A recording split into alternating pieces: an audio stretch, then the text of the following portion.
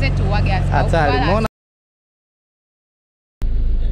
Habari za asubuhi, mambo vipi? Habari za mchana, habari za jioni, nategemea unaangalia video hii muda gani. Mimi naitwa Swahili 25, karibu tena siku nyingine tena leo. Leo ni tarehe 5 mwezi wa 4. Bado tuko mkoa wa Lindi. Tunamalizia kwa ajili ya kumalizia kanda ya kusini. Ya kuendelea kupiga mikutano huko. Jana tulikuwa Lindi mjini na maeneo mengine kama ambavyo uliona kwenye video iliyopita. Kama hujatazama video iliyopita, unaweza kutazama video iliyopita. Lakini sasa hivi tumetoka Lindi mjini tulipolala. Tunaelekea Ndanda kuweka maandalizi. Tutakwenda pia Mtama. Ratiba nyingine tutajua huko kwa sababu tutakutana na wenyeji. Sisi tuko eneo moja linaitwa Kakashidi. Panaitwa Mnazi Mmoja. Tuko na Shija Shibeshi. Naam, tuko Mnazi Mmoja hapa. Sisi ni wapiganaji ambao tunaamini kwenye mapambano ya kweli, na ili mapambano ya kweli yaweze kupatikana yanahitaji watu wenye commitment, yanahitaji watu ambao wanaweza kujitolea kwa ajili ya hizi harakati. Sisi tupo hapa kwa ajili ya kuhakikisha kwamba kile tunachokipigania, no reform no election, inafanikiwa. Tunaamini kwamba tunahitaji kwenda kwenye chaguzi ambazo kila anayeshindwa anapaswa kutangazwa bila watu wengine kuuawa wala kuumia, na hata kama ikiwezekana anayeshinda atangazwa akiwa nyumbani bila ugomvi wote ule. Sasa hivi vitu hivi viweze kupatikana, lazima patikane watu ambao wataweza kubipigania. Sisi tunapambana kama ambavyo nimezungumza. Tuko field, tukimaliza mkoa wa Lindi tunaingia Mtwara, baada ya Mtwara tunaingia Ruvuma. Tukimaliza Ruvuma tunapenya, tunaingia kanda ya kati, tunaenda kanda ya magharibi, tunaenda Victoria, tunaenda Serengeti. Tutaenda kanda ya kaskazini, tutaenda Pemba na Unguja, na tutamalizia kanda ya Pwani. Kwa hiyo tutapambana kweli kweli na tuko tayari kwa ajili ya mapambano hayo. Niko na Swahili hapa, tunapambana. Shukrani sana kaka. Ndio hivyo kama ambavyo umemsikia kaka Shija, tuko naye hapa. Tunapambana. Sasa hivi ndio tunaelekea huko Ndanda. Tukaendae mkutano.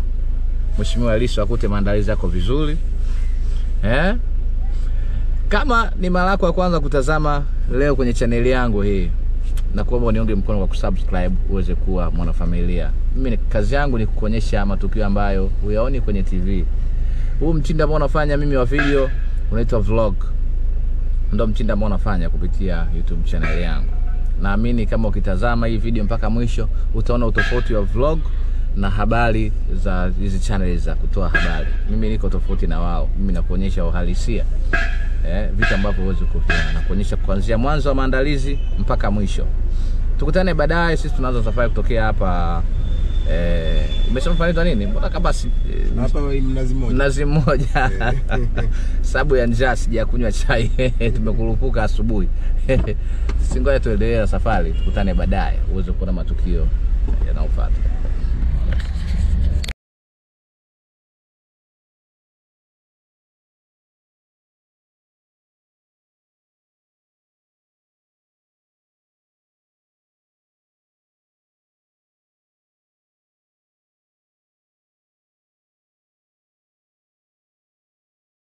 Mbeba maono ambaye alipigwa risasi 16 za moto alikufa akapupuka, kwani tulisikia tu kwenye vyombo vya habari.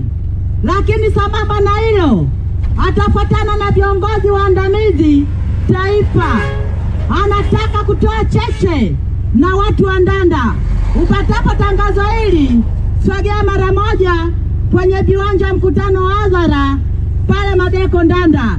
DJ twende kazi.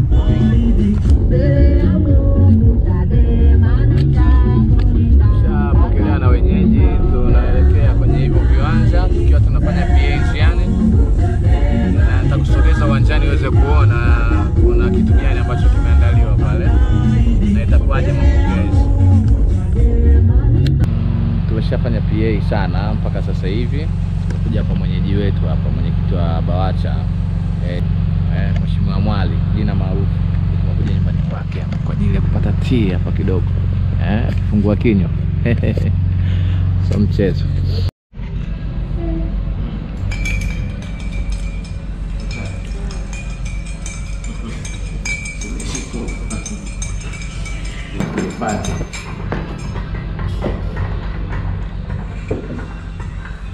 baada ya kumaliza kunywa chai hapa kwa mheshimiwa hapa, nataka kwa sababu yeye ndio mwenyeji wetu hapa Ndanda, ajitambulishe cheo chake na atuambie jinsi gani maandalizi yanaendelea kumpokea mheshimiwa Lissu. Karibu.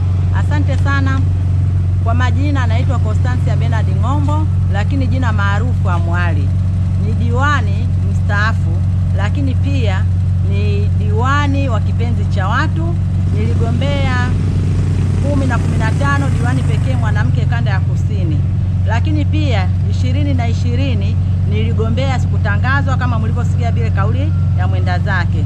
Kwa hiyo nimekuwa diwani miaka 10 kwa awamu 2, lakini pia 2020 nilishinda sikutangazwa.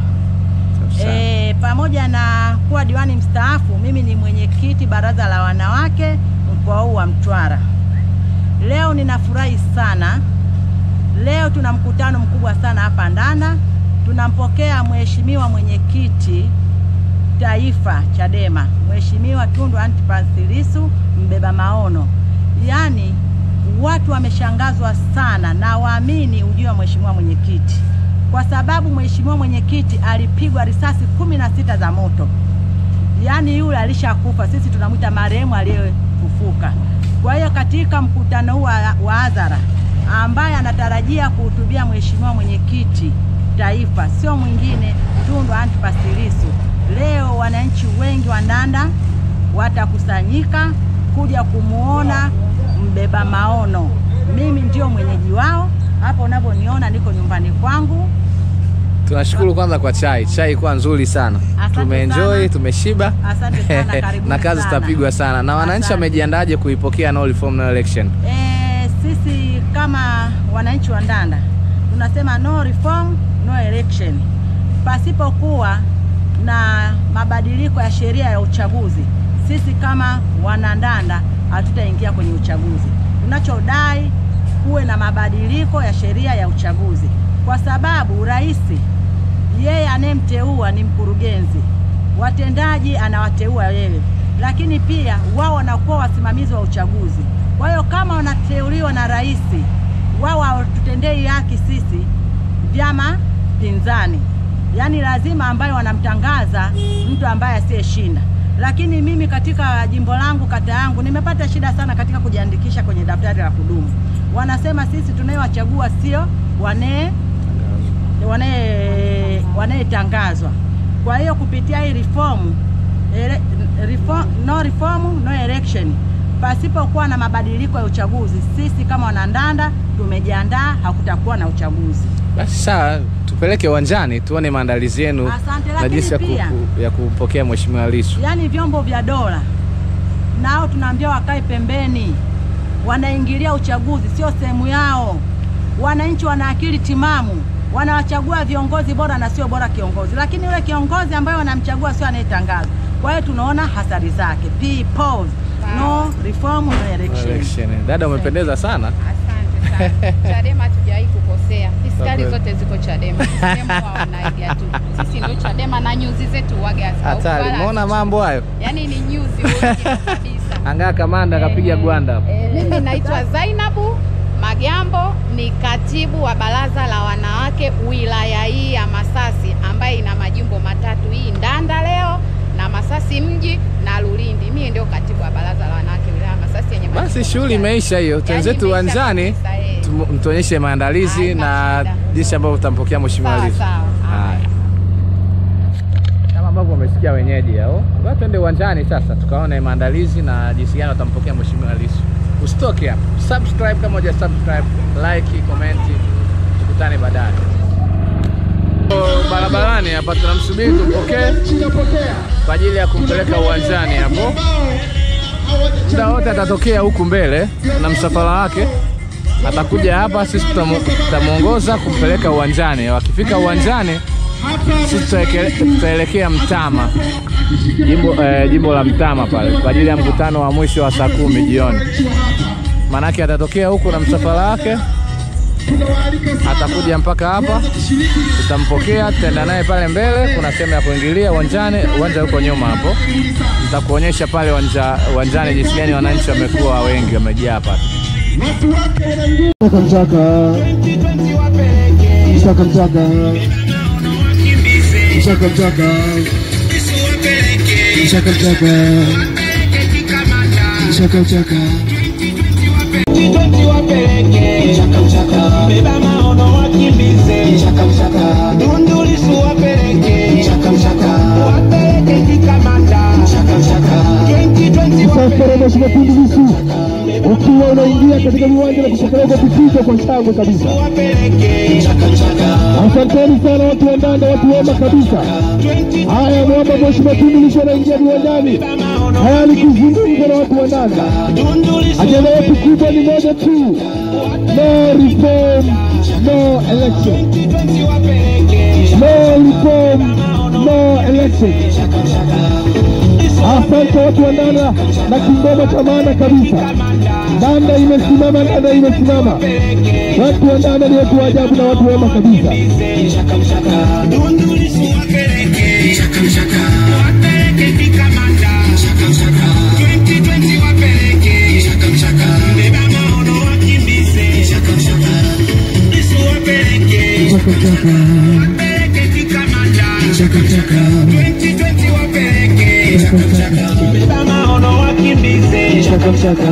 Tundu Lissu wapeleke. Mchaka mchaka. Wapeleke kikamanda. Mchaka mchaka. Huyu msafara wa Mheshimiwa Tundu Lissu ukiingia katika viwanja hivi ukipokelewa kwa shangwe kabisa, shangwe ya maana kabisa. 2020 wapeleke. Mchaka mchaka. Beba maono wakimbize. Mchaka mchaka. Tundu Lissu wapeleke. Mchaka mchaka. Wapeleke kikamanda. Mchaka mchaka. 2020 wapeleke. Mchaka mchaka. Beba maono wakimbize. Mchaka mchaka. Lissu wapeleke. Mchaka mchaka. Wapeleke kikamanda. Mchaka mchaka. 2020 wapeleke. Mchaka mchaka. Beba maono wakimbize. Mchaka mchaka. Tundu Lissu wapeleke. Mchaka mchaka. Wapeleke kikamanda. Mchaka mchaka. 2020 wapeleke. Mchaka mchaka. Beba maono wakimbize. Mchaka mchaka. Lissu wapeleke. Mchaka mchaka. Wapeleke kikamanda. Mchaka mchaka. 2020 wapeleke. Mchaka mchaka. Beba maono wakimbize. Mchaka mchaka. Tundu Lissu wapeleke. Mchaka mchaka. Wapeleke kikamanda. Mchaka mchaka. 2020 wapeleke. Mchaka mchaka. Beba maono wakimbize. Mchaka mchaka. Lissu wapeleke. Mchaka mchaka. Wapeleke kikamanda. Mchaka mchaka. Watu wa Ndanda wakipokea msafara kwa shangwe, kwa vifijo na kwa ndelemo. Watu wema wa maana kabisa. Watu wema wa maana kabisa wakiwa na shangwe za kutosha. Hii ndo Ndanda yenyewe, hii ndo Ndanda yenyewe. Lissu wapeleke. Mchaka mchaka. Wapeleke kikamanda. Mchaka mchaka. 2020 wapeleke. Mchaka mchaka. Beba maono wakimbize. Mchaka mchaka. Tundu Lissu wapeleke. Mchaka mchaka. Wapeleke kikamanda. Mchaka mchaka. 2020 wapeleke. Mchaka mchaka. Beba maono wakimbize. Mchaka mchaka. Lissu wapeleke. Mchaka mchaka. Wapeleke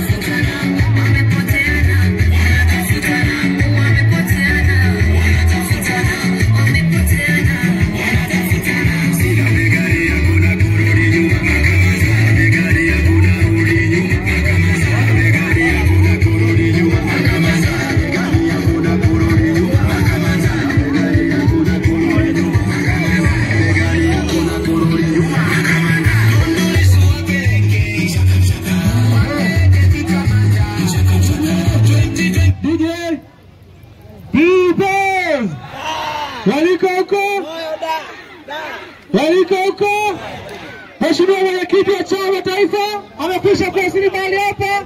Mheshimiwa Godi Beslema, mjumbe wa kamati kuu, amekwisha kuwasili. Naomba tengeneze njia kwa ajili ya mwenyekiti ili aweze kupita na kuja tuweze kuanza itifaki zetu za mkutano rasmi. DJ, tunaomba mlete Mheshimiwa Mwenyekiti, atapita kusalimia wananchi wa Ndanda na kuja jukwani, taratibu nyingine ziweze kuendelea. Waliko huko.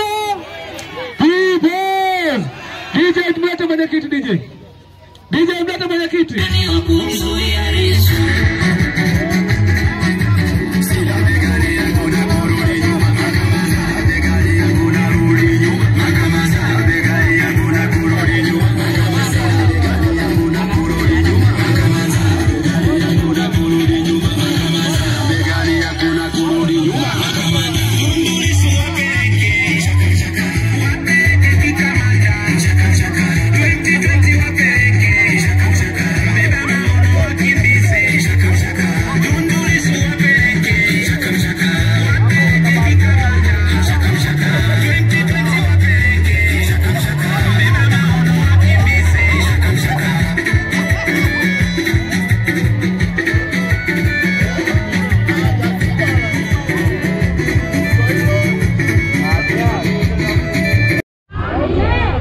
Ambavyo umeona mapokezi ya Mheshimiwa Lissu hapa Ndanda, na watu wamejitokeza kwa wingi sana. Watu ni wengi, wamejitahidi sana, ni wengi. Sasa sisi tunasubiri hapa, baada ya muda mfupi tutaondoka hapa kuelekea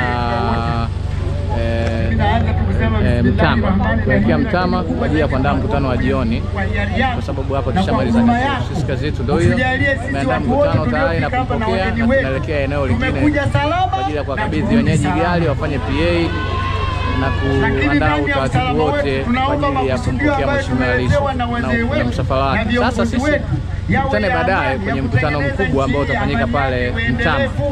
Tukutane baadaye. Naamini umeona kila kitu ambacho kimetufanyika hapa, watu ni wengi sana.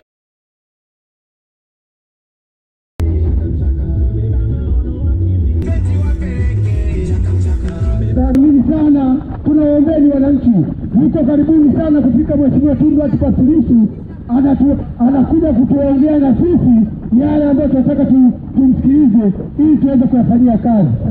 Napenda kuwatangazia wananchi wote, muda umefika. Mheshimiwa Tundu Lissu yupo karibu na kufika maeneo haya, na tukutanike kule ambako tutakwenda kukutana katika eneo la Sokoni Majengo kwa ajili ya kwenda kumsikiliza.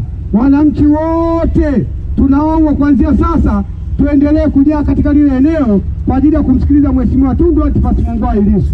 Karibuni sana. Tumefika Mtama na tushaanza matangazo kwa ajili ya kupokea Mheshimiwa Lissu. Baadaye tunapita mtaani kuhamasisha watu kwamba Mheshimiwa Lissu anakaribia kuja eneo la mkutano.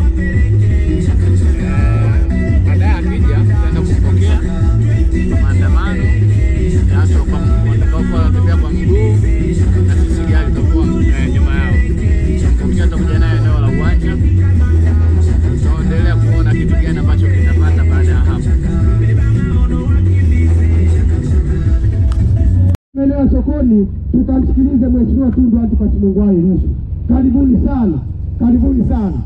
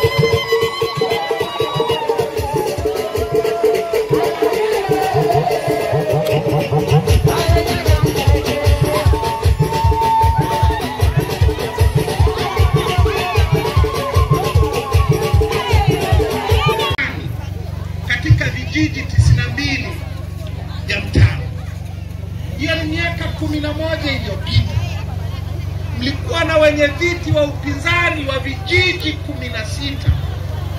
Mwaka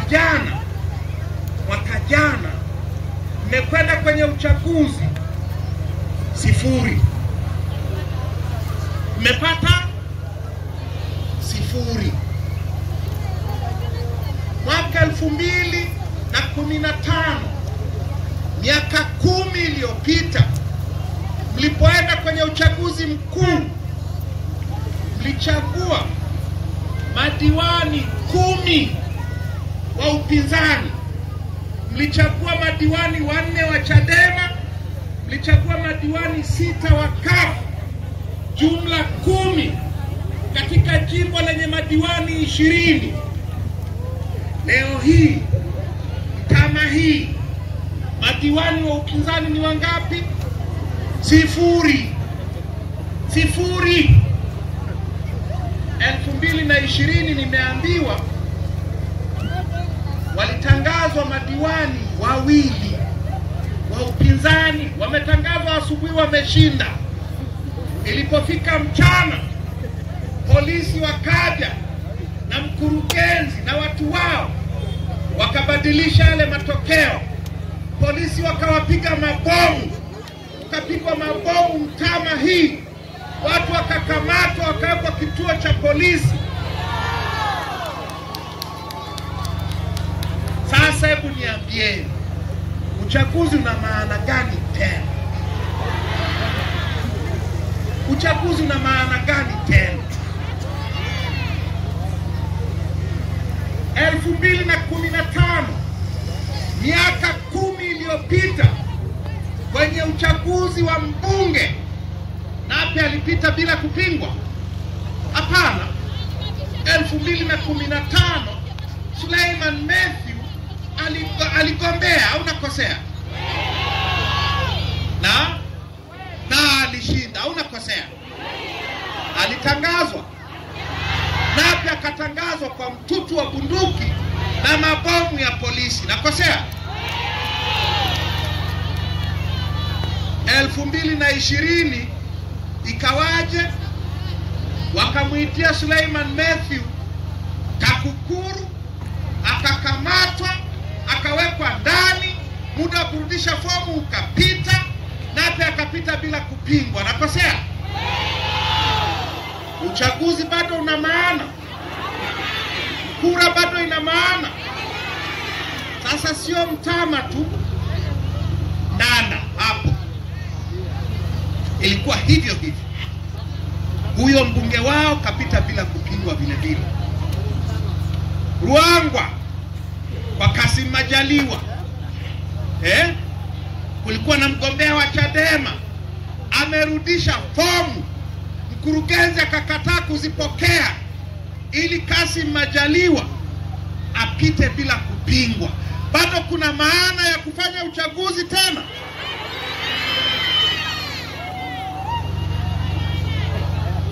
Ndio maana tunasema bila mabadiliko hakuna uchaguzi, kwa sababu uchaguzi hauna maana tena, kwa sababu kura zetu wananchi hazithaminiwi tena. Badala yake sasa tukienda kwenye uchaguzi tunaenda kuumizwa, tunaenda kufa, watoto wetu waenda kuvunjwa miguu, wanaobahatika wanatengenezewa kesi za uongo. Nasema uongo. Uchaguzi mkuu uliopita 2020 wameua watu wengi sana Unguja, Pemba, wameua watu Tarime, wameua watu Tunduma. Uchaguzi wetu sasa lazima watoto wetu watolewe kafara ili CCM wajitangaze washindi. Kuna maana tena ya kufanya uchaguzi ambapo watoto wetu iko wapi? Niambieni. Uchaguzi wetu sasa, ukienda kwenye kituo cha kupigia na kuhesabia kura, kila polisi ana kibegi mgongoni, sio tu cha mabomu, cha kura za uongo.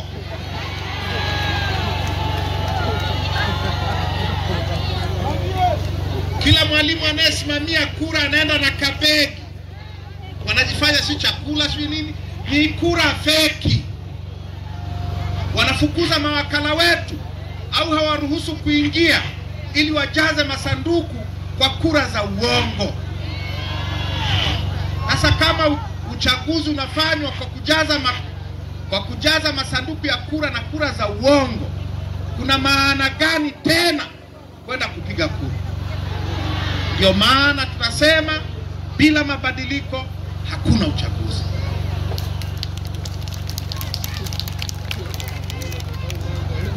Hatuogopi uchaguzi. Hatuogopi nini? Ndugu zangu, mimi niligombea uchaguzi mwaka 95.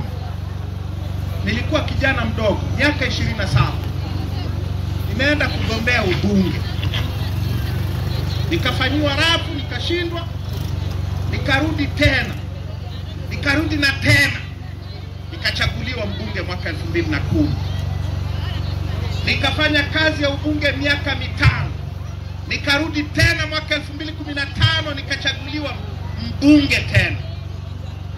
Hiyo ya 2015 sikumaliza, mnafahamu yaliyonitokea. Kwa mtu anayesema hawa Chadema wanaogopa uchaguzi, hebu fikiria haya. Nimeshagombea urais. Nimegombea urais nikafanyiwa fujo kwenye kampeni. Nikapigwa mabomu kilo Kivinje. Nikapigwa mabomu na polisi ili nisifanye mkutano. Nikapigwa marufuku kuja Kusini. Kwa sababu Magufuli aliogopa kuja Kusini. Na aliogopa kuja Kusini kwa sababu nyie mnafahamu madhambi yake. Magufuli ndiye aliyetuma jeshi la wananchi kuja na magari ya vita na bunduki kuja kuwanyang'anyeni korosho. Au mmesahau?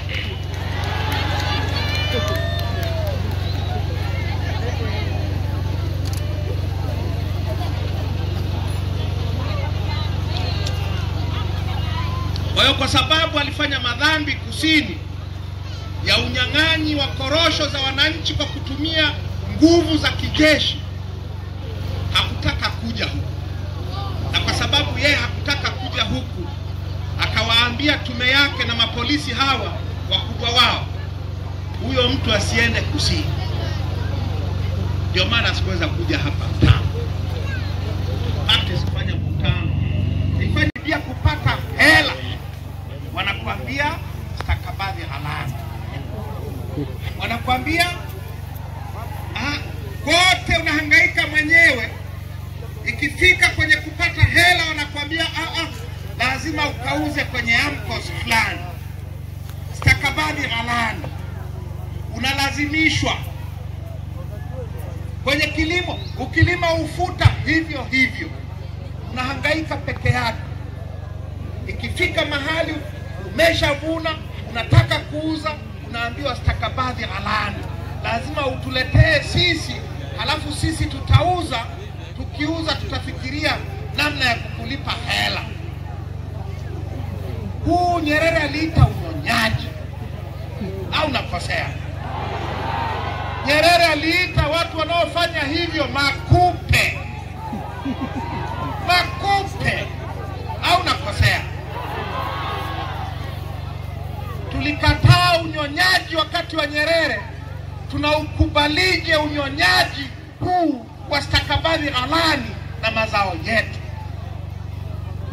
Ni kwa sababu moja tu, hatuna viongozi wetu. Hatuna mwenyekiti wa kijiji. Kwa hiyo ukikapa hapa kijijini ukafunguliwa kesi ya uongo, mwenyekiti wa kijiji hakupepei, kitongoji hakupepei, diwani hakupepei, halmashauri wanaweka ushuru wa mazao, njia nzima mageti ya mazao. Ukipita na ufuta unaambiwa toa hela, hujauza unatoa. Ukipita na kagunia kama hindi toa hela, ukipitisha korosho toa hela. ukiweka maandazi chini toa hela. Nasema uongo? Kwa sababu gani? Kwa sababu huu ushuru unaanzishwa kwenye halmashauri kwa sababu madiwani sio wa kwetu. Hakuna wa kusema hapana. Unanielewa? Ukitaka kutumiwa hela kwenye pesa unakatwa. Anayetuma anakatwa, unayepokea unakatwa. Kama askari wakipokea mshahara wanakatwa. Akatwe za kodi, akatwe za mfuko wa kuzikana, nusu ya mshahara wanakatwa hao. Na bado hawajastaafu wakutana na kikokotoo. Sema askari ni bado niko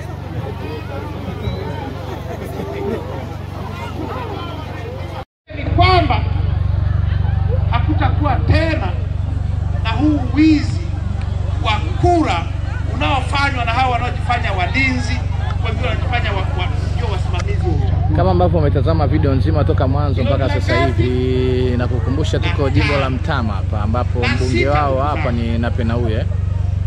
Tumekuja hapa, tumeanza asubuhi kama unakumbuka. Tulikuwa Ndanda, tunafanya mkutano na sasa hivi mkutano wa mwisho ambao umefanyika hapa jimbo hili la Mtama. Na sasa hivi ni muda ambao Mheshimiwa Lissu anamalizia kuzungumza na kufunga mkutano. Hakuna ratiba nyingine ambayo itaendelea zaidi ya hii. Mimi sina la ziada kutokea hapa. Tukutane video nyingine siku ya kesho, tutakuwa maeneo mengine ambapo nitakujuza tutakuwa wapi kutokana na ratiba yetu. Naomba kama uja subscribe, like na comment. Share kwa marafiki ili video hii iweze kufika kwa watu wengi zaidi. Asante kwa kuendelea kutazama kupitia channel hii ya Swahili 25. Tukutane kwenye video nyingine. Ni follow kwenye mitandao ya kijamii TikTok, Instagram na Twitter X kwa jina hilo la Swahili 25. Imetokea hapa.